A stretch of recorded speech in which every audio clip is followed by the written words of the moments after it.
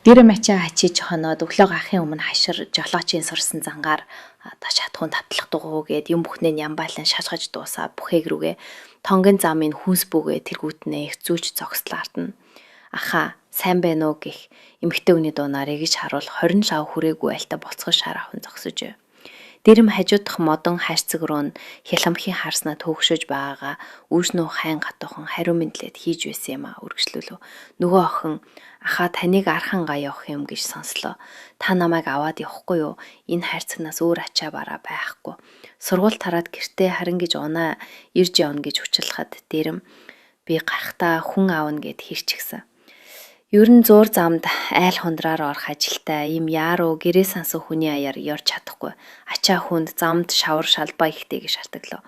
Уг нь тэр ганцаар гах гэж байгаа бөгөөд хүнд айтхаас тэр шигтэл ингэж хийсэн байлаа. Юмаа янзалж дуусаад явах гэтэл нөгөө охин гуйгаад ер салах янзгүй дэрэм дургуйч гисэн бас өрөвдөж авч явахаар болов.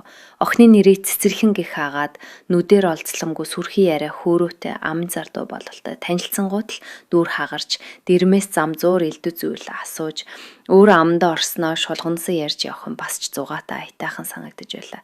Гэвч түүний дэрэм ир хүний хувьд шохох сэтгэл төрсөнгүй. Дэрмийн хамгийн бага дүү нь мөн энэ үе насных болохоор тэрл сэтгэхүйгээр ахлахгүй байдлаар харилцаж явлаа. Дэрэм одоо 30 цаа настай 10 гаруй жил жолоомш ихэд авгай хүүхний адал учрал тохиолдож байсан цөөнгүүч эм сүвтэй болгоны элдвэрийг хангахын төлөө хамгаа хайрлахгүй зүтгэгчдийн тоонд орохооргүй хэдийд хинтээ гэдгээ мэддэг хашир анчны нэгэ. Бүрий болох үед тэднийг намхтай хүндий ихэнд хурч зогсов. Бороо элбэгтэй им цалж шүн байтгаа өдөр тулахад бэрх учир дэрэм индээ хоноглохоор шийдлээ. Энэ тухайга цэцэрлэнд хэлбэл дурамчхан шинжтэй үг ярианд татуураад эхлэв. Тэр хоёр хүнсээ задлан цай хоол хийж идэж уугаад унтахаар болоход дэрэм цэцэрлэн би хэлээгүй юу бороо орноо гэж. Дүү охин нойтон хувцснуудаа бүгдийг тайлж наана тавиад үрд орол ор. Ахын чамаа яавас ээж тэхгүй бас наад хоцнод чи хамаг юунаар өчнө юу. Цэцэглэн хэсэг тэнийгцнээ их даарсан байртай хувцаа тайчин бүхээгт орж ирэхэд дэрэм наад хөхөөч ахтавчаач тайл чи чин бүр хуурай юмгүй болоо ширдэ гэхэд цэцэглэн тэгвэл та гэрлээ унтраал да гэв. Гэрс унтрангууд цэцэглэн ихээс дүрсэн биенийх нь эмзэг хэсгийг халахалж байсан тэр ёс төдий хүчснүүдаа тайчин өвгтөн шурган орж ирлээ. Түүний бие хүйтэн нойтон бас даарснаасаа дагчин чичрэх хажээ. Дахжуухан сандал дээр зассан орон дотроо цэцэглэн багтаах гэж түүний цээж рүүгээ шахаж тэврлээ. Цэцэрлэнч түүнд наалтан хэвтлээ. Түүний ус хэдий нойтонч эмхтэй хүний тэр гимээргүй өвөрмөц сайхан үнэр ханхалж дэрмийн цээжийг томбогоор хоёр хөхн гжигдэн хүрэлцэхгүй. Өдрийн турш өдөөгдөөгүй өнөөх айхтар сэрэл тачаал үсэж бүх биеийг нь эзэмдэн баргийн бүсгүйг ямар том сайхан юм бэ гэж уулга алтуулдаг эмзэг хэрэгтэн үндийж гүрэлцэн чинэрч гарлаа. Дэрэм хизээний хүнжилдээ ямар ч хувцхан унтах туртай. Энэ удаач тэр зашлаасаа гачаагүй. Залуу бүсгүй зөөлөн болбараа чийрэг бие цогцост өдөөгцөн дэрмийн хоёул туйлдаа хурч цэцэрлэнгийн хүхийг цээжиндээ улам шахаж гараа доошлуулан махлаг тонтхор хонгийг нь илэн нөгөөд рүүгээ төхүүлээ. Цэцэрлэн дэр маха та яаж байгаа юм бэ? Яах юм бэ? Болохгүй шүү дээ гэсэн боловч амьсгаан төрөсөж биеэ түүнд улам наалдуулан гантайтал болсон эргэтэн рүү нь дэрмийн гарын аясаар бөхсөө шахаж гуйныхаа завсар хавчулсан байлаа. Дэрэм өдий хүртэл өөрөөсөө нас залуу хүүхнүүдтэй ингэр зөрүүлж, инхрийлэлцэж, янаалалцаж явсан ч гэсэн одоо нэг шиг олон дүү өндийж ургаж байгаа нялах хинц цэцэг шиг энцэгхэн булбаараа биеийг тэрвэрч эдэлж үзнэ гэж зүүдэлжч байсангүй. Дэрэм цэцэглэнгийн өхөөрдөм хөөхөн тонтхор зөөлөө хонгийг нь ажил дэвэр ямаахой зөөх нийхий гар вэ гэж дэрэм бодон түүний гарын аясаар эргэтнээ явуулсан хэдий ч хараахан оруулсангүй. Хэдийгээр тэр урд өмнө чухам ингэж байсан гэж чадхааргүйгээр дур сэрхэн дээд зэгтээ хүрсэн хэдий ч өөрийгөө хязгаарлаж цэцэц цэврөвших залуу бүсгүйг тэмхэхийн аргагүй болтол нь үйл борооны ертөнд тийм удирдан тис чадахгүй болох тэр мөчийг нь туршсаазаа хүлээж чадаж байлаа. Энэ бол насны амьдралын туршлага хинээрч заалгаагүй түүний зөвхөн өөрийнх нь эрдэм билээ.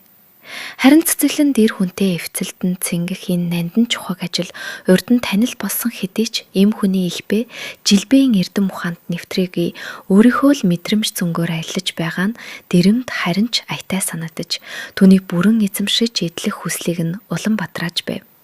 Дэрэм цэцэглэнгийн биеийг үнсэн доошлсоор ялалтын хаалганы нүүд нь хүрснээ эргэж уруулыг нь оозон яраалахад түүний хүсэн хүлээсэн мөчөрч цэцэглэн эргэтэнг нь натган өнөөх рүүгээ чихэнгээ хийгээрээ түлхээч ёо ямар гоё юм бэ хэмээн гээшин янзглаж салтаага байдгаар нь дэлгэн ундаг руу нь шахаж байв. Дэрэм ч одоо бүхэл хүлээлт төвчээрээ зад татан азарганах шиг зантгар толгойтой агсан эргэтнээ цэцэглэнгийн чирэг даруй сүв рүү углаж угтан тулгахаар оцогнон оволцон хөдөлж хөдлөх болгондоо лавлуулан углаж байлаа. Энэ үедээ ч гэсэн дэрэм өөрийнхөө хуйл хөөрлөө зүнд нь тавилгүй цэцэглэн айл болох олон хангахыг хичээм түүний эвхрэн чичирхийлэн дураа тавихыг мэдрэх болгондоо нас тогтсон идэр ирийн ёсоор өөртөө ханамж авч дахиад өнөөх багтаж ятсан аврах хэрэгслээрээ билийг нь зугуухан бүлж хөдөлгөөнөө үе өөрчлөн дурыг нь дахин өдөөн хөөрөгдөж чадаж байв. Цэцэглэн дэрмийн тэрхүү хур мэдлийн үр шимийг хүртэж байгаагаа үл ойлгон зөвхөл бүхсэн бие рүү бөглөж таглан холгож буй ир бэлгийн шуналд бүрэн автаж үл борооны ертөнцид масууран умбаж авэ. Тэр одоо өөрийгөө гэвч нэгэнд хэрэгэ бүтээсэн тэрээр амьсар руу голгон түүнийг даган цэцэглэнгийн эргэтнээс тэр хоёрын нийгэм үерсэн өтгөн цайвар шингэн дэрмийн хошхыг нь даган урсаж байв. Тэр хоёр хөлсөндөө шингэндээ норж эм хүний аль нь үл ялгарах хурц содон үнэр бүхийг дүүрэн хагахлах хайжээ. Цэцэглэлийн тантай байх яасан гоё юм бэ? Би ийшүн шиг сайхан байж үзээгүй юм шиг санагдлаа. Таны энэ эргэтнийг нь атхан нөгөөх рүүгээ буцаа шахаж ямар тон гэж дотор нь байлгаал амир. Би орой таны яах вэ гэж бодож айж цэрвэж байсан. Одоо бод өлөө бити болоосаа гэж бодож байна. Ямар хурдын бэ? Үр цайчиж гэв. Дэрэм үндийч харавал үнэхээр үүр манхаатал цайж байна. Цэцэглэлийн түүний өвөрд хөөж оруулсан гинт бороо хэдийн зогссон бололтой юунаас ч юм ганц нэг дусал бүхийгний төмөр дээр пог тог тогших хажээ. Дэрэм цэцэглэн тэврэн хонгон урууг нь илэн инхрийлж байснаа за хоёлаа босож эртгэн газар төхөхүүдээ гэв.